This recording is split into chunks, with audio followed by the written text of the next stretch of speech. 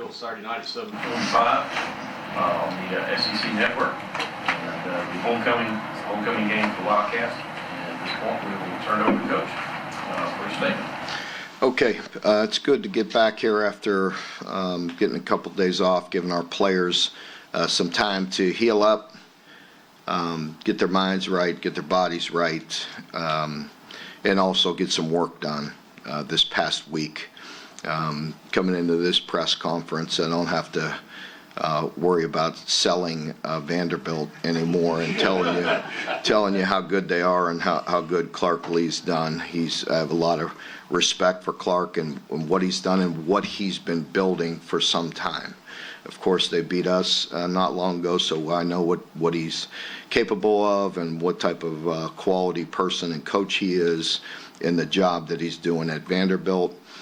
Congratulations to them to see some of that hard work paying off, getting such a big victory this past week. For us, regardless of what happens to our opponents, it's always about us and our preparation and what we try to do. And I felt like last week was very productive. Just covering some of the things that I mentioned about getting some rest and recovery, but also getting better as a football team. I feel like our team has obviously been progressing the past several weeks, and we need to continue to do that as we hit the middle part of our schedule here before another break. Which is unusual to have 2 byes during the season, but we do.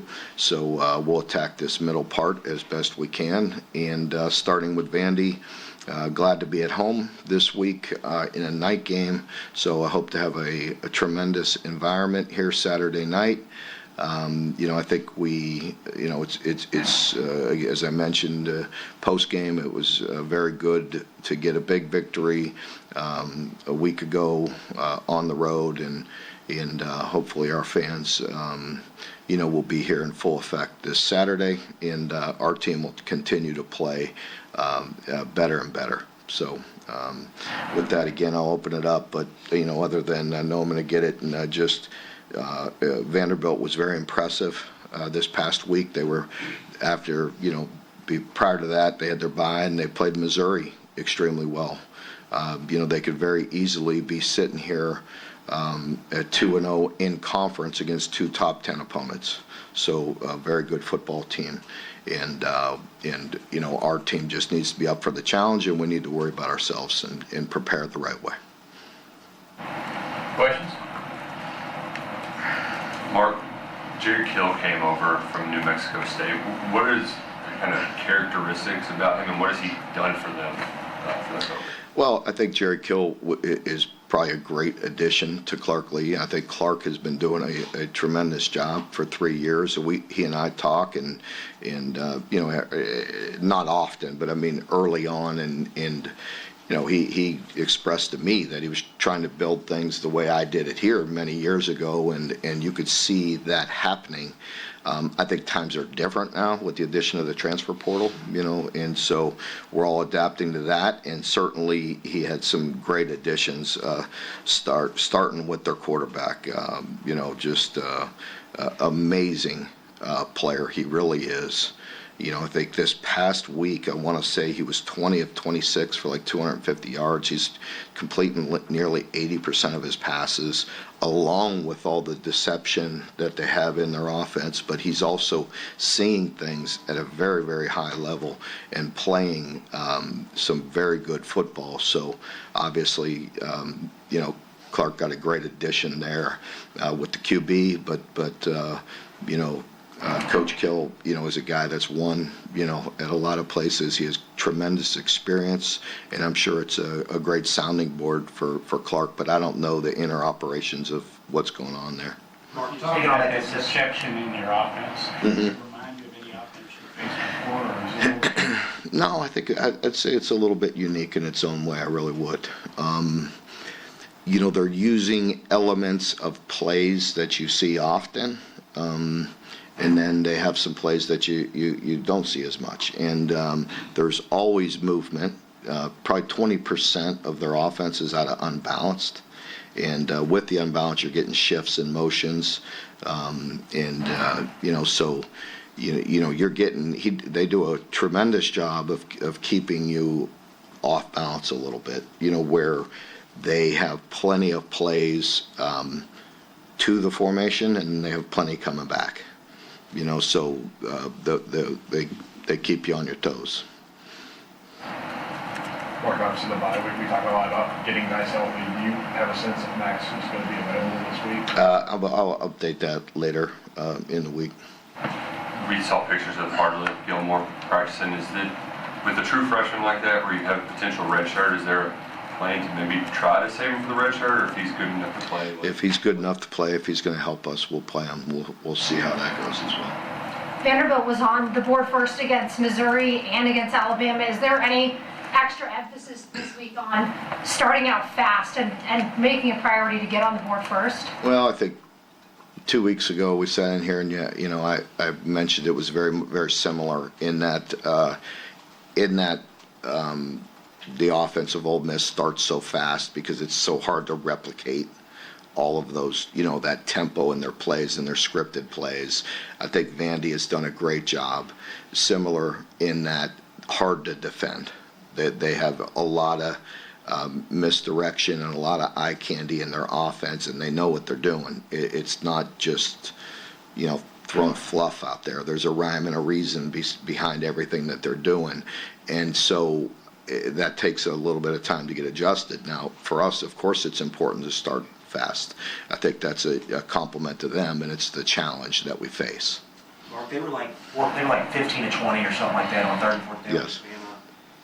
I think Cartley said he only wanted to have like 9 possessions in that game. They want to shrink the game. So is there more importance defensively this week to win on third down and fourth down when the situations arise? I think it's important as a team.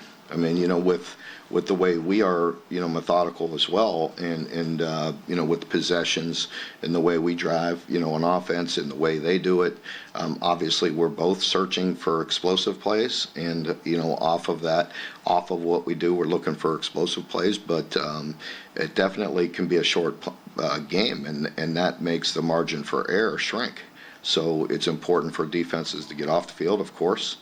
And, points are going to be a premium. And obviously, in a game like this, turnovers are going to be, hugely important. You got to make sure we protect the football and try to create a turnover. And that's going to be hard for a quarterback that hasn't thrown a pick all year, so he's obviously playing at a very, very, very high level. Mark, during the bye week, when you're self-scouting your team up to this point, is there anything that might have jumped out and surprised you from that process? No. I mean, you have a pretty good feel for what's happening. You try to take a deep dive into it and try to fix areas where it's fallen short, and continue to build on the areas that you feel like you're doing well. And you also try to anticipate, if people are going to take away things that you're doing well, what we can possibly do to expand on that a little bit. There aren't a lot of, especially statistically, the defense is checking a lot of boxes, except for that explosive play. So is there any common denominator with those, or is it? I think, you could see, we play some pretty good teams, and there's, this league and, and others in college football, people are creative and get some one-on-ones and, make some mixed plays. It's just a matter of you making plays as well. And so I think, I think that's what's important, is having that resolve and being able to bounce back if somebody does create a big play. Your team did such a good job against Ole Miss, minimizing a mobile quarterback. Mm-hmm. What sort of things did they do in Oxford that they've got to do against this kid for Vandy? Diego Pavia is as I mentioned, a very good quarterback, and I'd say he's a little bit unique to somebody we've seen, in a bit of time. I think he's extremely good at ball handling. He makes very good decisions. He's good in rhythm and on time, and he's very accurate. He's much more accurate. He's completing, like I said, I think it's 80%. right in that range. And it's not just short passes, but he's very good with the ball in his hands. He's good at feeling pressure. And so when he escapes pressure, he does a remarkable job of finding people down the field and hitting open receivers. And that's, obviously a gift. He's a very good player. He's very well coached, but, he's special in that regard. When the transfer portal picked up in NIL, I think there was some belief that, the powerhouses are just going to clean up now. They're going to get the best players from the smaller schools and so forth. Yeah, you have all these upsets happen over the weekend. You have a player like Pavia who played in Mexico State and ends up going to Vanderbilt. What does that say about or does it say anything about the current landscape? Yeah, I think, the landscape is, in our league, it's nothing new to us. I don't think anybody wants to hear the poor me about us coaches talking about it. I don't think anybody's interested in that. We're not worried about that, but we know how difficult it is in this league. It's ridiculous how hard it is. And, there's a lot of very good coaches in this league and a lot of very good players. I guess nothing surprises us anymore. Mark, last 11 SEC road games, Kentucky is 6-5. Last 11 SEC home games, Kentucky is 2-9. Do you have a theory on that? I don't know. It could, you could look at, I don't know. You could look at who we played and how we played and all that. So, no, I don't have a theory on it. I mean, we've played good at home and on the road, and we've played bad at home and on the road.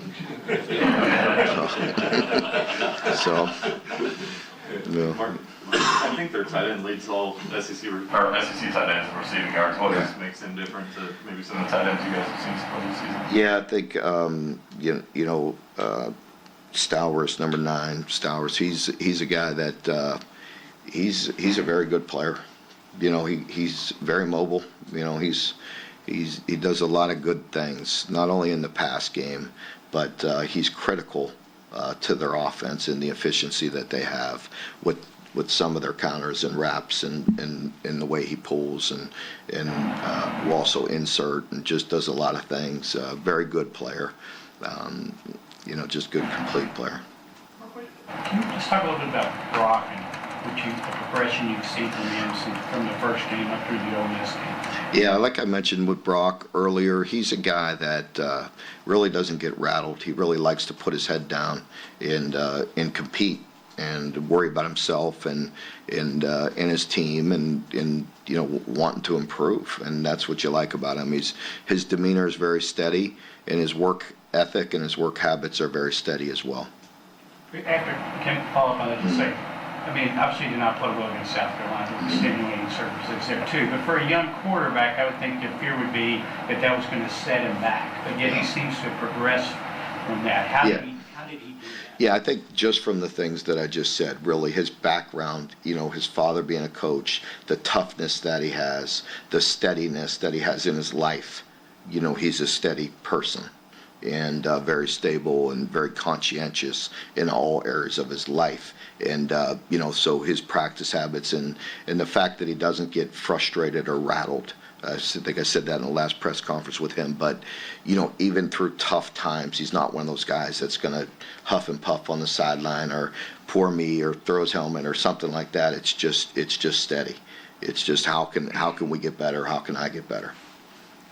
Is last weekend a good, I know you all were on the right end of one of these big upsets, but is it good to remind your players that stuff happens in the sport? I mean, we could talk till we're blue in the face. I mean, they could see it. They see it on TV, and I think they know that. And, it's just a matter of getting our team ready. And I think frustration sets in with any of us, like with me as a coach or a fan or, you as media or anything. It's like, how can you not get up for 12 straight games? For 12 games, you only have a guarantee of 12.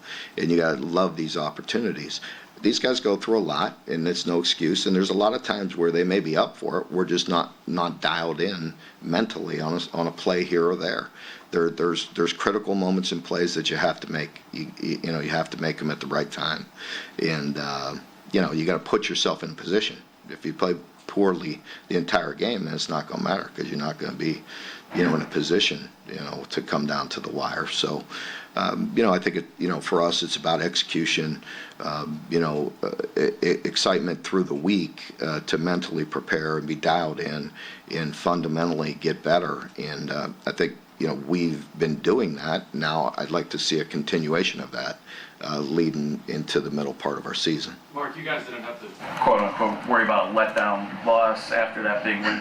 didn't have a game, obviously. How do you balance the confidence you gain from that massive win at Ole Miss, knowing that it was a long time ago? It was 2 weeks. Yeah, it's just preparation for us. I think our guys, the past several weeks, as we've all seen improvement, I wouldn't think I didn't really see anything totally different on the practice field or anything like that. It's not like they're out there trying to psych themselves up every day or things. I mean, they have a lot on their plate, but they have to handle their business. And that's the bottom line.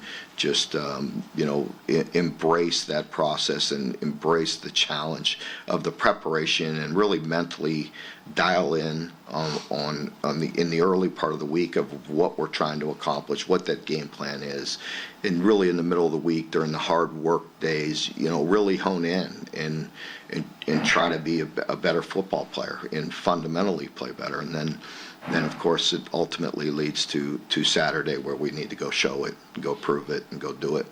You mentioned getting some of the young guys reps last week. I know it's only a week, did you see any of them take a step forward? I saw a big group. I mean, it's just in general, we have a group of young players that are good, that we got good snaps and good work, and we need to continue to do that.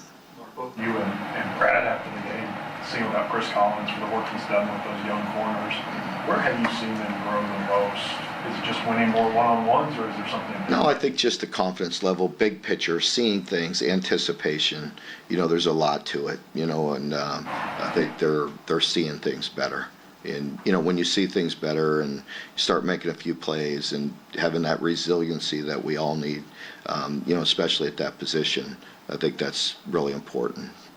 How do you coach seeing things better? There's a fine line because you tell somebody, you tell a player this and then like literally they're going to do it. You know what I mean? So it's like for instance, when I talk about you're watching the game, like that's a bad thing sometimes, right? Because you're not really reading your keys. You're just kind of watching the game over there because you're not dialed in. But there's other times where you got to have big picture vision, right? And then there's certain times where you got to like dial in exactly on your key and exactly what he's doing. Does that make sense? So there's a lot to it, and that just comes with experience and coaching and making sure they're understanding. Like there's times if there's 2-3 guys to your side or into the boundary, watching all the switches, watching all the plays that can happen. That's where you need to have some big vision. And then there's other times where you're just dialed into a certain key. Is he blocking? Is he releasing? Is he, and that's as a secondary player, I think, as a defense, it's critically important to where our eyes are. This is a perfect example of that. Like we have to have great eye discipline. Whatever our keys are, our guys, because they do a good job, as I mentioned, they'll stay front side and then they'll also come back. And so, you really got to be dialed in on what your assignment is. Mark, what's your evaluation of how Eli Cox's play? Eli's done a good job. I mean, he's had his moments, maybe, not perfect, but overall very good. Very good control.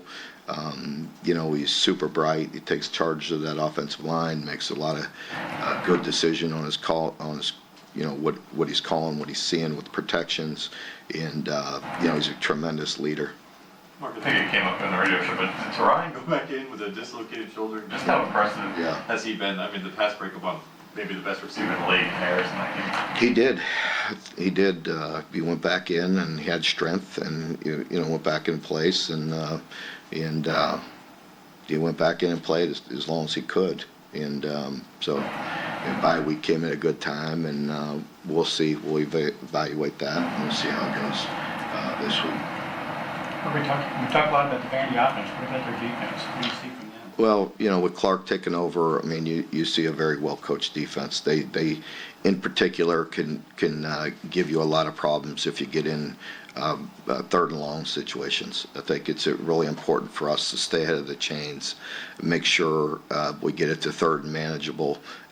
He's very creative and can do some damage on third and long, but just very fundamentally sound, as you would anticipate with him.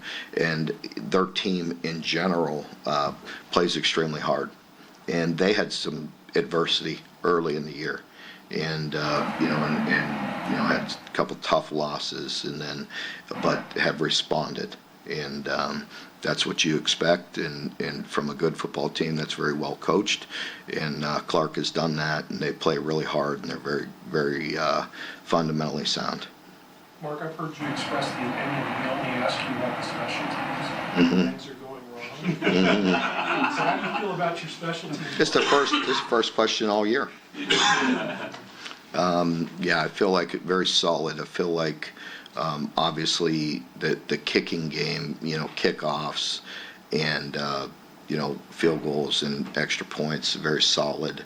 There's a time or two with protection that we have to challenge the guys and make sure we're solid in there and not going to get exploited, throughout the year. So I think our coaches do a tremendous job. Jay Bullaware does a remarkable job. Our coverage units have been very good. It comes down to kicking. I think punting has been good. Even in the last game, we had a deep kick, but it really wasn't to our liking with hang time. You give dangerous receivers the ball in their hands plus grass, and it could lead to problems, whether it's a kickoff or punts. We've seen that before. So I think kicking is a big piece of it. But the special teams in general, Jay has done a remarkable job, extremely solid. Mark, it looked like Vandy, to a civilian, played a really physical brand of football from the first play on against Alabama. I don't know if you saw that, because I know that's what you look for in your team. You expect that kind of game Saturday night? Without a doubt. You saw them. You saw creativity in their offense, and you saw physicality, and obviously tremendous efficiency from their quarterback position. So, you put those things together, and it's hard to defend, no matter who they're playing against. So I think it's important for us to match them physically, but also be very sharp in our assignments and very disciplined in what we're doing. Mark, obviously he wasn't available in Ole Miss, but is he responding the way to coming back to practice that you hope that he might be available down the road at some point? Yeah, without getting into the weeds on it, I mean, we had a setback in what he had originally, and so we will see where that goes. The game against Vandy 2 years ago was a weird one. I mean, it was snowing, mid-November game. I know Vandy looks a lot different. You guys do too, but you guys have a number of starters still from that team. Does that light an extra fire? Did they remember that game? I get asked that question about every week as well, one way or another, whether we beat somebody or lost somebody. It shouldn't have any bearing on this. Our players should be motivated no matter what happened 2 years ago or what happened last year. I mean, we should be motivated to handle our business throughout the week to put ourselves in a position to play well Saturday. Everybody good? I have one. Yeah. You built this program, you've talked about it before, with evaluation, recruitment, coaching kids up. Here's a kid who plays quarterback now at Vandy who couldn't even get an offer from his hometown year. He's kind of just slipped through. And I know it's an inexact science, but what lessons should we learn about that kind of thing where a kid goes unnoticed and the next thing you know, he's beating Alabama? Well, the first thing for him is you just have to congratulate him on his perseverance and his, obviously the personal drive that he has and the competitive nature that he has and the perseverance that he has. But he's a very good football player, and he's proven that. And I think, we all would say we like, teams and you like players that have a chip on their shoulder. And certainly he's playing that way, and you have to commend him, for just not only that, I mean, he wants to win for his team, you know what I mean? But he wants to prove people wrong, of course, and he wants to play well, but for his team. And I wouldn't expect anything less from Clark Lee and a team like that, and I have a lot of respect for him. I've seen it coming. I've seen it coming for years. And, and so, I'm not saying I saw that upset coming. I just saw the way Clark was building his program and how hard they play under any circumstance. When you get teams that are fundamentally sound and they play extremely hard, they have an opportunity to win any game. All right, folks, thank you very much.